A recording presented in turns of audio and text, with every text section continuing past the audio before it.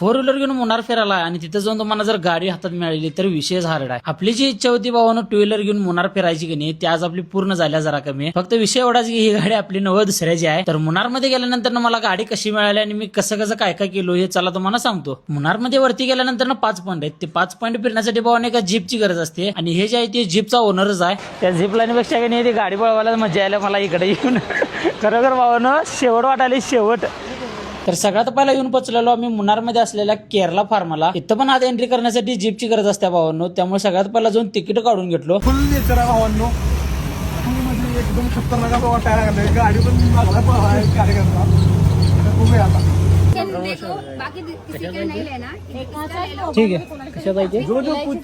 तिथं भावांनो झाडांचं पण आपल्याला व्हिडिओ करण्या आणि फोटो काढण्यासाठी परवानगी नव्हती, कारण तिथं आतमध्ये भरपूर वेगवेगळ्या प्रकारची झाडं वनस्पती होती. त्यापासून भावांनो प्रत्येक आजार बरा होतोय. केरला फार्म फिरून झाल्यानंतर तिथंच बाहेरच्या बाजूला चॉकलेट फॅक्टरी होती. मग लगेच जाऊन चॉकलेट घेऊन आलो. आता मुन्नार मध्ये आमचं वरती 5 पॉईंट कोणकोणते आहेत ते बघण्यासाठी भावांनो आत्ताच फॉलो करा, कारण ते आपण सगळे नेक्स्ट ब्लॉग मध्ये सांगणार आहे. तर व्हिडिओ आवडल्यास लाईक करा, शेअर करा, कमेंट करा आणि आज जाताना आपल्या भावाला फॉलो करायला विसरू नका.